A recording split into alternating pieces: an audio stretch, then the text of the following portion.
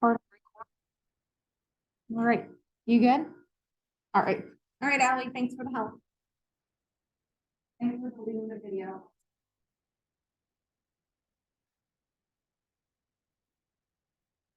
Hello, everyone. Welcome to our series, Paving the Path to Wellness Workshop series here at Niagara, at Heart Niagara, at Heart Court in particular. Today, we will be speaking on a very interesting topic, which affects everyone one way or the other. So my name is Ijoma Michael. You can call me Jay. I will be taking you through our presentation for today. We are going to be speaking or having conversations about eating your way to better health. And this will be focused mainly on decoding nutritional labels. So when you walk into the grocery store and you're trying to get something to eat or buy your groceries, sometimes you just get all confused because you're not sure about what it contains or the amount or the exact quantities. So this workshop will help you navigate through that challenge.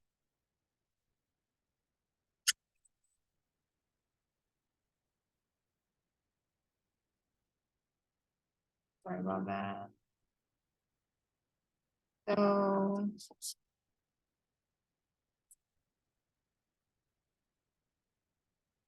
okay, so I'm just trying to get a hold of the slides. Okay, so here we go. So before we move forward or before we start this conversation, this is just something to think about.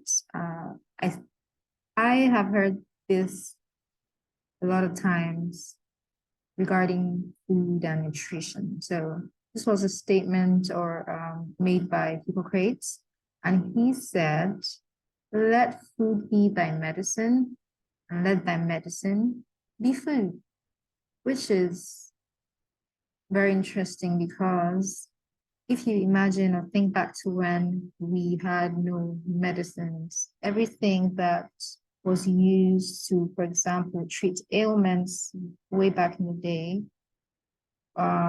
came from medicine and was sourced and came from food and was sourced from food. So this is a good thing to think about. If your food can be your medicine, which is if your food or sources, everything you get from your food can keep you healthy and heal you of your ailments, then why not? So this is our table of contents for today. I'll be speaking about, first of all, healthy eating. We want to find out what is it really. Next, we're moving on to eating for better health. And then we'll move on to having, we're trying to understand the nutritional labels that we find on food. And then finally, I'll leave you with some tips and some information that's good for you to know as you try or move on to eating healthier. So, healthy eating, what does it really mean? What does healthy eating really mean? Let's find out. Let's jump in. We have quite a lot of definitions, meanings, but it all comes down to one and the same thing. Okay, so healthy eating is eating a variety of food that give you nutrients to maintain good health. So while you're trying to eat, while you're hungry, or drink while you're thirsty, in all of that, you're trying to make sure that you get your nutrients and you maintain good health.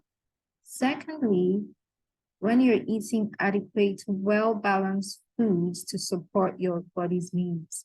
So because everyone is different and everyone's needs may be different and vary, you want to make sure you're eating specifically for your body's needs. Then thirdly, we have healthy eating being defined as following a healthy eating pattern that includes nutritious foods and habits. So in this case, what we're saying is we're not only eating healthy, we're also developing habits and patterns that will help us continue in full circle to continue to eat or get these nutritious foods. Because if we have those habits down, then eating healthy will not be a difficult task to achieve. Before we move forward, let's speak on the benefits of healthy eating, because with everything we do, we want to make sure we have benefits. And this is one of them. You have a lot of benefits, and what I have listed here on this slide is not all encompassing. These are just a few examples of how healthy eating can benefit us in general. First of all, if we eat healthy, we will live until old age. It has been found by research that living or eating healthy foods and foods high in vitamins and minerals will give us good health as we age.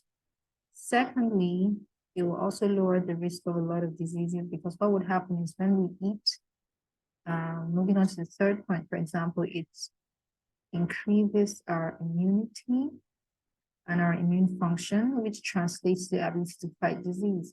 So if we eat healthy and it translates to the ability for us to fight disease, then it lowers the risk of cancer, it lowers the risk of diabetes, it lowers the risk of heart disease.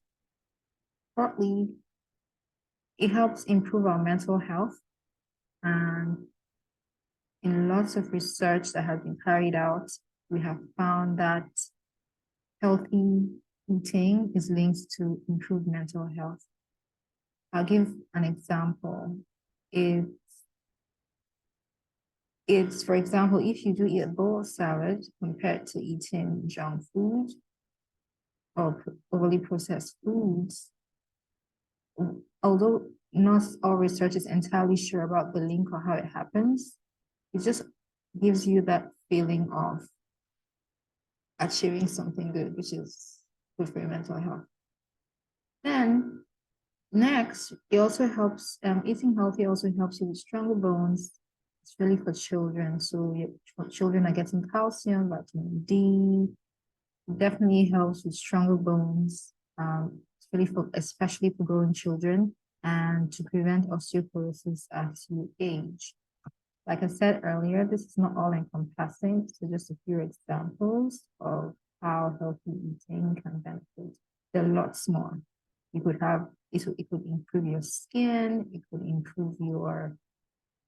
will definitely improve or help you control your weight as well. Moving on, let's have a discussion about eating for better health. A healthy diet, first of all, has to be one that you would get better health. So a healthy diet is one that improves overall health. So while it's providing the body with essential nutrition, like fluids, macronutrients such as protein, micronutrients such as vitamins, adequate fiber, energy, it is also translating to better health. So it improves your overall health because in combination, you have put all these things together on a plate. Before we move on, we just want to make it clear that there is no one-size-fits-all definition type of ideal healthy eating. It's just not, okay, this is what you need to do. Everyone is different. So all we need to ensure we do is follow a general guideline, have a positive outlook, try to maintain habits that which will give us better health outcomes. So because we're all different, we have all different body types, different body compositions, we have different needs. But if we do follow guidelines, it would help us to achieve better health with our eating. So just to get you started, we'll just mention a few habits that you could incorporate into your daily lifestyles just to make sure you eat better. First of all, We may sound like a broken record, but it does help a great deal. Eat a lot of fruits and vegetables. Fruits and vegetables are not overrated. So you have fruits, vegetables, other plant-based foods such as mushrooms or herbs. They're excellent sources of minerals, vitamins, dietary fiber, and antioxidants. So we just make sure we eat 5 or more portions a day for excellent, that would be excellent for your overall health and help prevent disease, as mentioned earlier. Second of all, drink the daily recommended amount of water. It changes every now and then, but what you should do is make sure you drink at least 8 glasses of water a day. You could do more. One way to try to keep hydrated is to rehydrate after you lose water via after you use the loo or after you after physical activity. So when you sweat or when you use the restroom. Thirdly, incorporate high fiber carbohydrates into your diet. I know carbohydrates have gotten such a bad rep, but we have carbohydrates which will do you good. So you can incorporate whole grains and high fiber breads. For example, you can have breads that are made from whole grains, incorporate flax, seed, quinoa, and to give you so much fiber, also good for your metabolism and digestive system. Next, we have to cut down on overly processed foods. I tell you, overly processed foods even put more burden on your body and on your digestive system and your entire body as a whole. If you do eat fresh foods that contain less saturated fats and sugars while prioritizing organic produce, I bet you would definitely see a big difference all around in terms of your health. Next, we should try to cook our own meals often. If we do cook our own meals, we would know exactly what's in it because we pick up the groceries ourselves, or we know exactly where it's picked up from, we know exactly what it contains, and then we wouldn't have to worry too much about exactly what we're eating contains. That being said, there's cooking class here at NAGA with Karen, which starts in January. So be on the lookout on our website for all the details about that. Then we cannot emphasize the next point enough, which is eating less salt. Eating so much salt will give you, it has such a bad rep, which it's fact. It's actually true. Try not to eat more than 6 grams of salt per day because you will increase hypertension, your blood pressure, among many other things. So I know, moving for the final point on this slide, I know that it can be hard, especially with our busy schedules and just being an adult and going about our lives. It can be hard to get all you need on your plate in a bowl. So if it's recommended that if you need to, you could have fortified beverages, for example, milk, fortified with vitamin C and calcium, if necessary. That would help a lot. So moving on to the meat of the core of our presentation today, which is understanding nutritional labels. If we do understand it, then we'll be able to move forward and make better and healthier choices. So nutritional labeling became mandatory in Canada in 2007 on all prepackaged foods.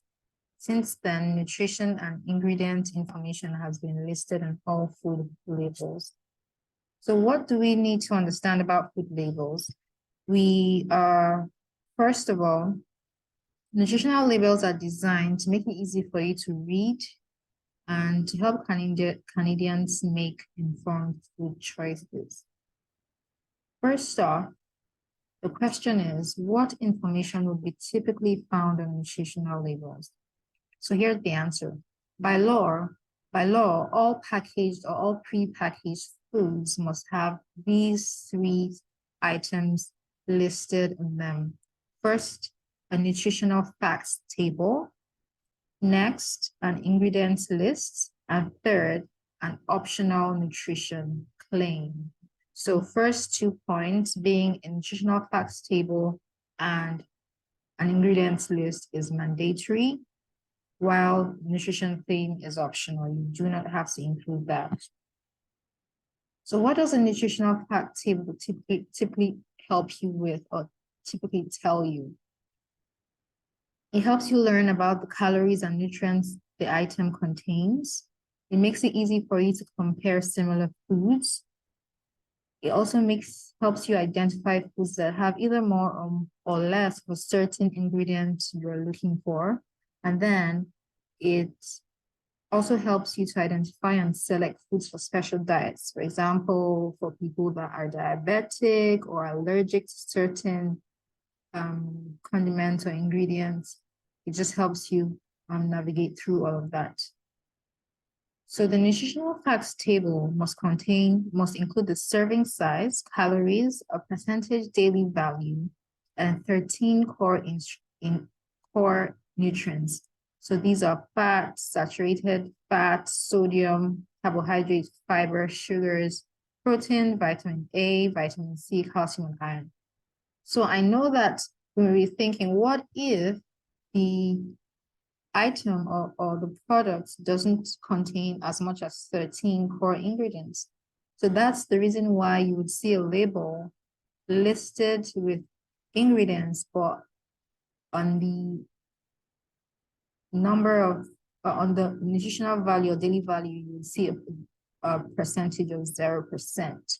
So it is recommended that 13 core nutrients are listed, and well, if it doesn't contain either of those, then just indicate it as 0.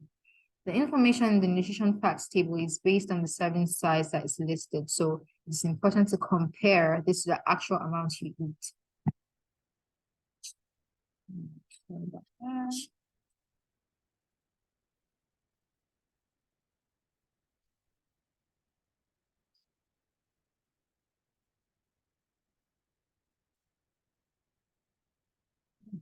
So how to use the nutritional table, facts table.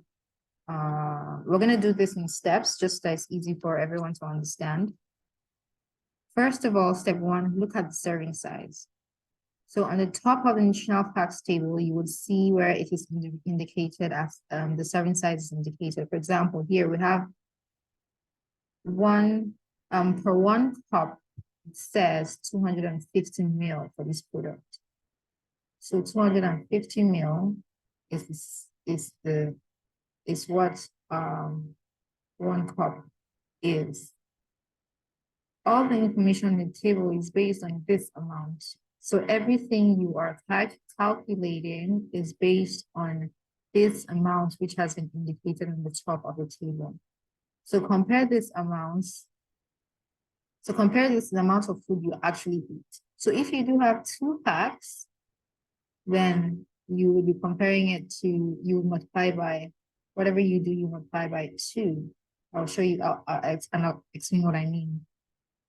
For example, if the serving size listed is 1 cup, like I said, but you ate 2 cups, you will need to double all the amounts listed. So if you had 1 cup, that means you're getting 450 milligrams of potassium. But if you do eat 2 cups, it means what you're getting is 900 milligrams of potassium. If that makes sense. I believe you understand. So step 2 is to look at the calories. The amount of calories is based on the serving size. If you actually have more than the serving size, your calorie intake will be higher, just like with step 1. Conversely, if you eat less, the serving size, your calorie intake will be below what is listed. So you just have to make sure that you follow through. For step 3, look at the daily value, percentage daily value. The percentage daily value shows you if the food has a little or a lot more nutrients. For example, 5% DV or less is a little for a nutrient, and 15% DV or more is a lot for a nutrient, as indicated at the bottom of the label. So the percentage DV or daily value is considered as a benchmark to determine if the food has high or low amounts of a certain nutrient. So on this slide, for example, you can see on the extreme right side all the nutritional value details. Step 4, prioritize fiber, vitamin A, vitamin C, iron, and calcium. So you make sure you check if these are available on the labels, just to make sure you're getting your micronutrients. Step 5, be cautious of fats, saturated fats, trans fats, sodium, and cholesterol. I know we will be thinking, okay, so how am I supposed to know what trans fat is, or how am I supposed to know what fat is, or how am I supposed to know what? That's just so much to navigate through when you just want to buy something to eat. But if we do look at the labels, and it will clearly tell you which is fat, if it's saturated or trans fat, and the amount of cholesterol, the amount of sodium, which is really the basics of what you need. So it normally does break it down. So this is an activity for us to do. We have two nutritional labels here for cereal A and B. If we're trying to decide between these two cereals to get more fiber, we could use the percentage daily value, for example. Do you think, which one do you think would be a better choice? So if we start with step 1, look at the serving size. We can see on the left is a half cup, and on the right is a 3.5 cup to 30 grams. So if we just look through it, think about it for a second, you can also see I have circled the fiber in cereal A, 7 grams, and it's showing 28% of our daily value. And then for fiber, cereal B, it says it has 1 gram of fiber, and that would be 4% of our daily value.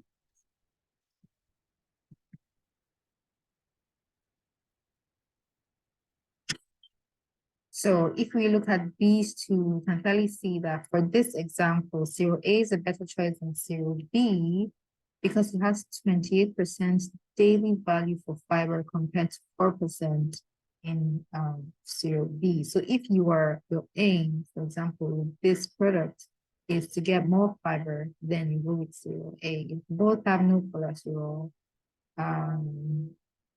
cereal A has less saturated and a little more saturated fat. But if what you're going for is fiber, you can clearly see that it has more. Everything else is basically around the same.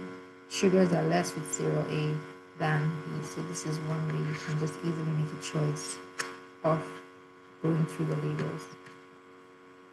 How can we use these nutritional tables to make healthier choices? For example, look at these two products, product A and product 1 and 2. So we're going to compare both of them just so you can see what we mean.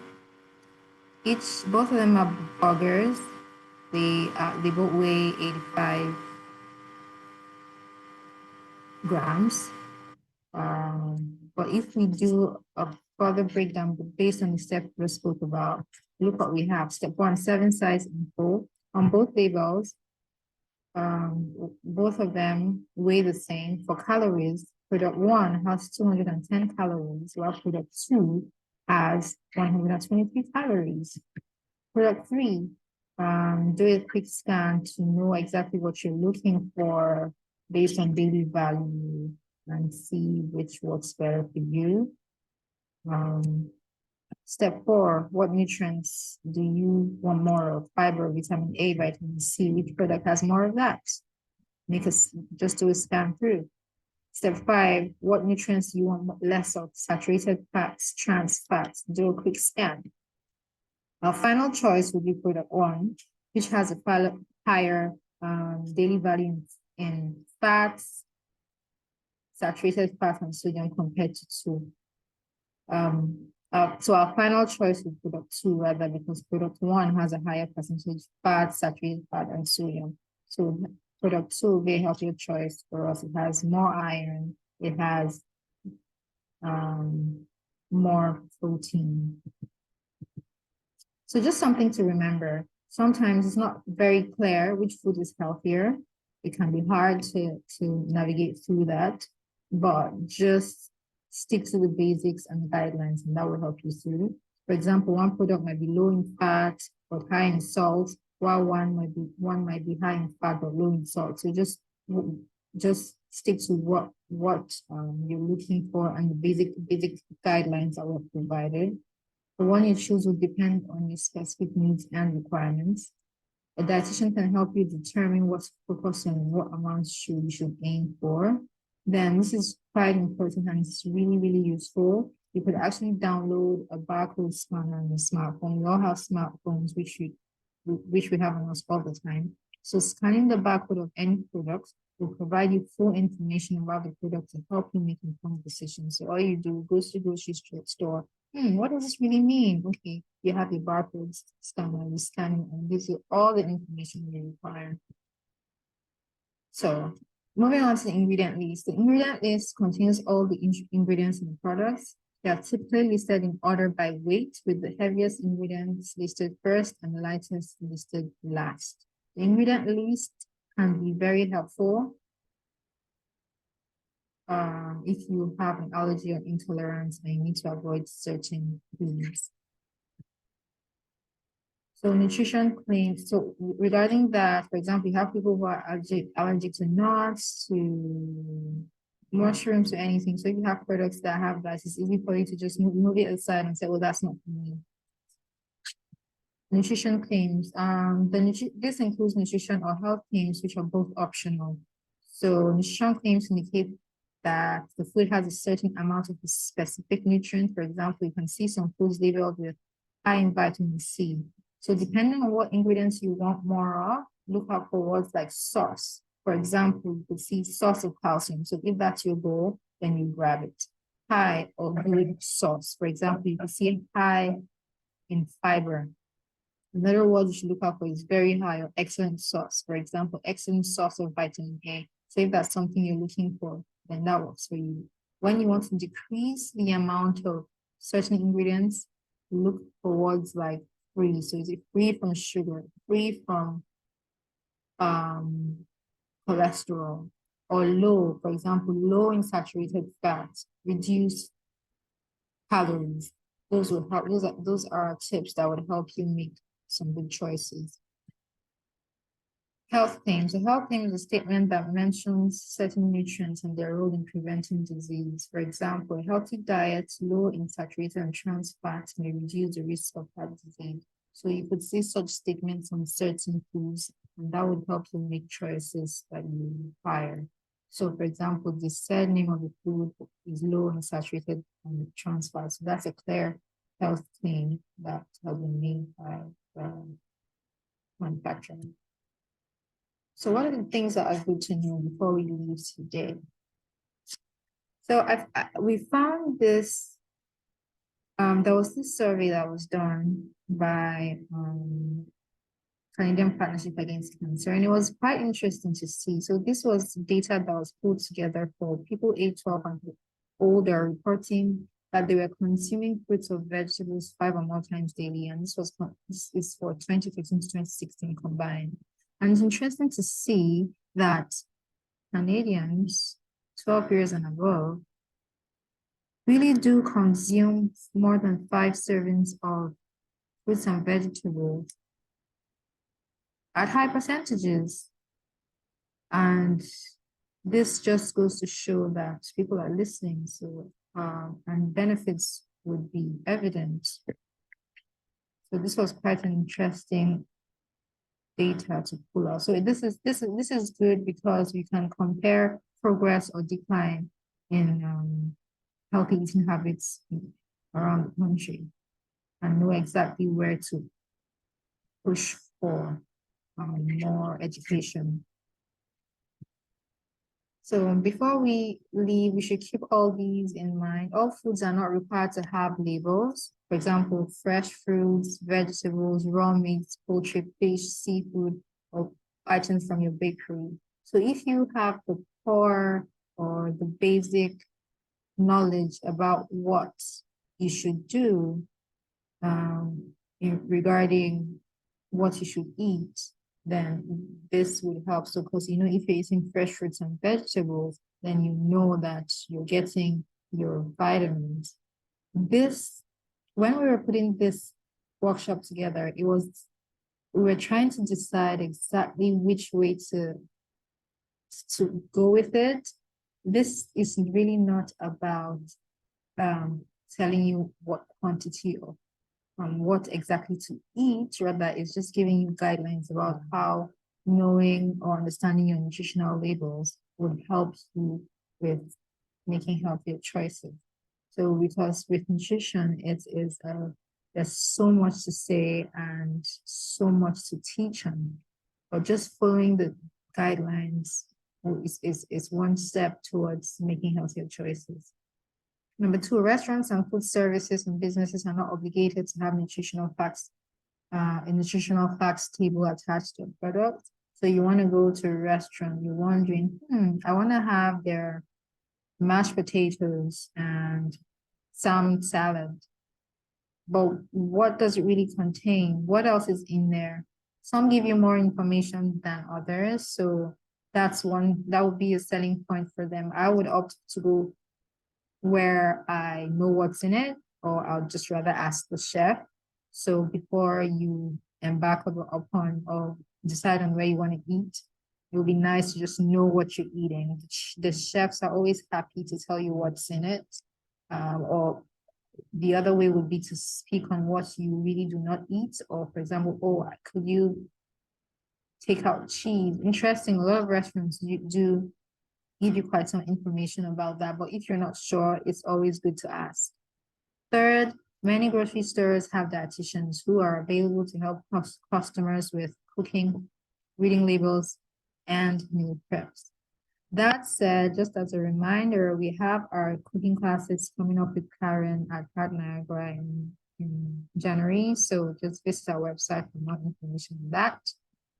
Finally, use the information we have provided in combination to Canada's food guide to make informed healthy choices. So it's just starting simple and moving on with it. So before we leave, I just want to leave us with this quote. The food you eat can either be the safest and most powerful form of medicine or the slowest form of poison. So think about it. We are truly what we eat. The more water we drink and stay hydrated, the more our body can get rid of toxins. The healthier we eat, the more nutrients we get, the more our immunity increases. It's a circle. It's a ripple effect. There is so much we can do with our food. I understand that there are specific foods that we can eat more of to have better health for specific conditions, but that was not really what this workshop was about. It's mainly about just beginning to make those healthier choices by understanding your nutritional label. So when you understand it, the next step would be, okay, this is what I'm looking for, and this nutritional label will help me achieve that. Thank you to everyone who joined us on Facebook. If you do have any questions, then type into the question box. If you do not do that, you can always visit our website or send us an email, and we'll get back to you as soon as we can. Thank you once again for joining us with our Paving the Path to Wellness series. And I will see you next week because we have the next session, which will be rather interesting as well. So thank you so much.